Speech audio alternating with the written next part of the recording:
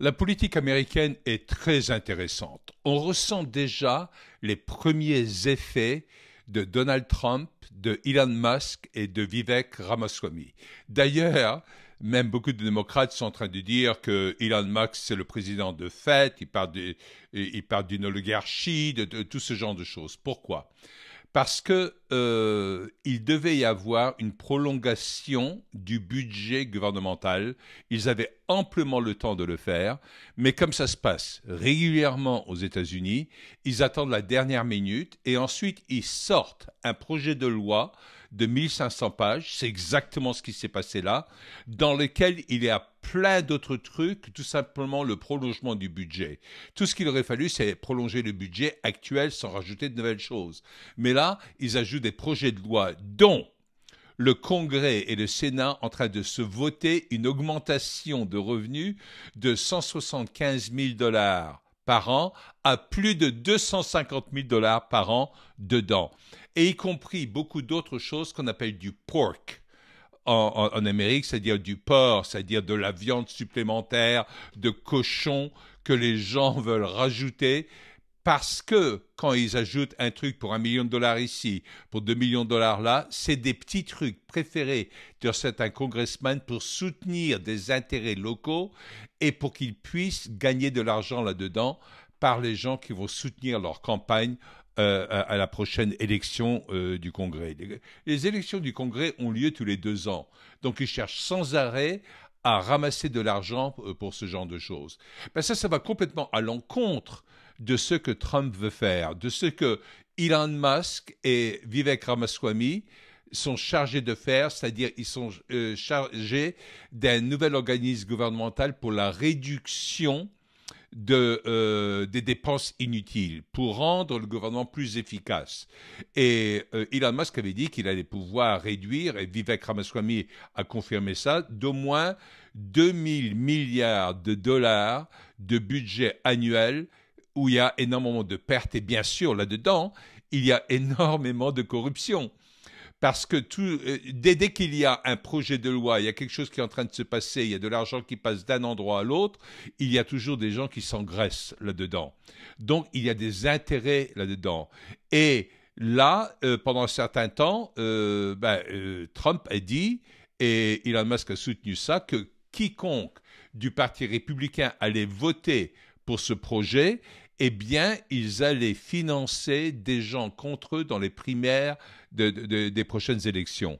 Donc, quelque part, ils sont en train de mettre l'argent où il y a leur parole. Et donc, il faut que les autres fassent attention, sinon ils vont être virés comme des malpropres. La dernière fois où ce genre de choses s'est passé, je crois que c'était en 54-56. Je crois que c'était 56, pendant la présidence de Eisenhower, où il y a 80% du Congrès entier qui a été viré parce que les gens en avaient marre du Congrès qui s'engraissait tout le temps, etc. Et il y a une seule façon de corriger tout ceci. Si on veut arriver à écarter l'état profond, bien, il s'agit d'affamer la bête. Hein, on est dans l'année du dragon. La bête, c'est le dragon. Il faut affamer le dragon. Et la meilleure façon de l'affamer, c'est pas de continuer à le nourrir avec de l'argent qui n'existe pas. Et ensuite, plus il va y avoir des dettes, plus les gens vont être tributaires de ceux à qui appartiennent les dettes. C'est-à-dire, il y a la Chine qui est propriétaire beaucoup des dettes américaines, mais il y a également le gouvernement américain qui est lui-même tributaire de ses propres dettes, donc lui va agir en augmentant les impôts. Mais augmenter les impôts aujourd'hui, c'est pas très favorable parce que Trump veut anéantir l'impôt sur le revenu même. Il en a parlé parce qu'il dit que uniquement avec les tariffs, c'est des taxes à l'importation de certains produits, le gouvernement peut vivre sans problème. Il a dit, il a vécu là-dessus depuis la création des États-Unis en 1776, avec la déclaration de l'indépendance, et à travers tout le 19e siècle jusqu'au début du 20e, quand il y a la création de la Federal Reserve, qui d'un seul coup imprimait l'argent et qui avait besoin d'être repayé sur l'argent qu'ils allaient produire, donc avec des intérêts. Et la meilleure façon de produire des intérêts et de l'argent, c'est d'entrer en guerre. Et c'est pour ça que c'était la Federal Reserve qui a appuyé à l'époque du gouvernement Wilson pour la participation de l'Amérique en 1917 à la Première Guerre mondiale. Les guerres justifient toujours toute augmentation d'impôts. Et c'est pour ça que, en ce moment même, du côté démocrate, on est en train de pousser à une guerre accentuée pour l'Ukraine. C'est pas seulement en Amérique, mais il y a tous les pays européens qui sont en train de suivre la même chose. On voit que Macron, le président Macron, est à Mayotte et il promet des pacotilles pour ce qui s'est passé à Mayotte, alors que Zelensky va profiter et va recevoir des milliards de l'Europe. Van der Leyen a promis 30 milliards tout de suite à l'Ukraine parce qu'il s'agit de continuer à nourrir la bête. Et qu'est-ce qui paye pour ça? Ben, tous les morts en Ukraine, qu'ils soient ukrainiens ou russes, on est en train de détruire toute une société.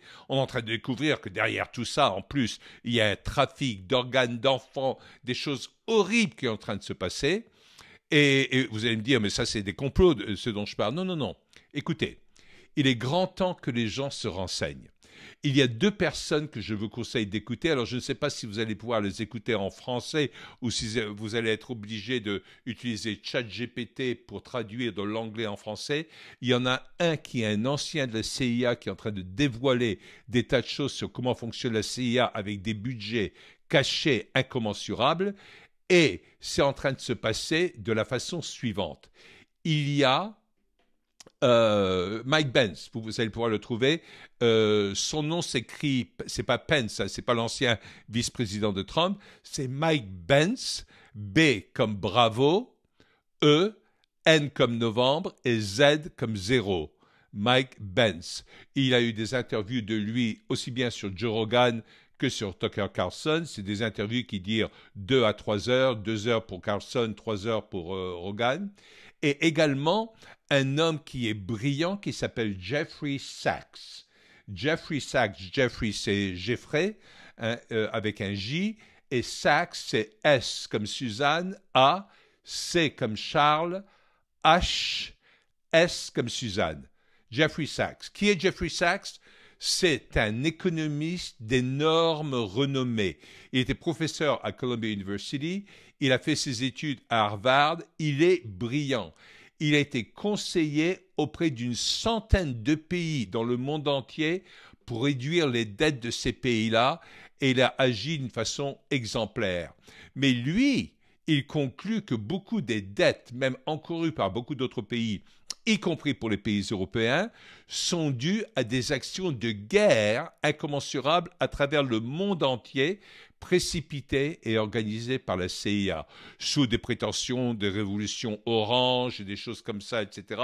Toute la déstabilisation qui a eu lieu au Moyen-Orient, la dernière en date, c'est ce qui est en train de se passer en Syrie, mais partout, il y a des influences de cette façon-là. Et Jeffrey Sachs était toujours écouté sur des tas de thèmes, mais à partir du moment où il a commencé à dévoiler des actions de l'État profond, il a été interdit sur les médias officiels, sur la NBC, CBS, ABC, CNN, etc.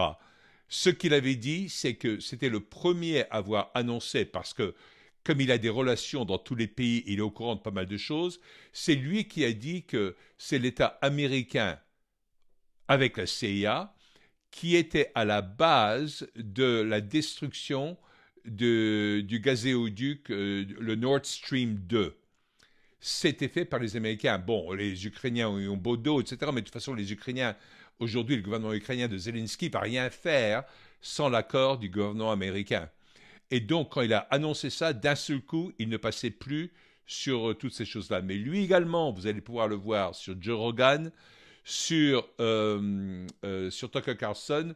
Moi, je n'ai pas le temps pour reprendre tous ces thèmes, mais c'est brillant tout ce qu'il dit. Il connaît tous les pays, il connaît toutes les actions cachées, ce qui se passe en Moldavie, ce qui se passe en Géorgie, le fait que l'Europe a arrêté les élections entre les 2 tours en Roumanie, c'est-à-dire il n'y a plus du tout de démocratie, même de semblant de démocratie, parce qu'il y a une autocratie aussi bien au niveau du gouvernement européen que du gouvernement américain.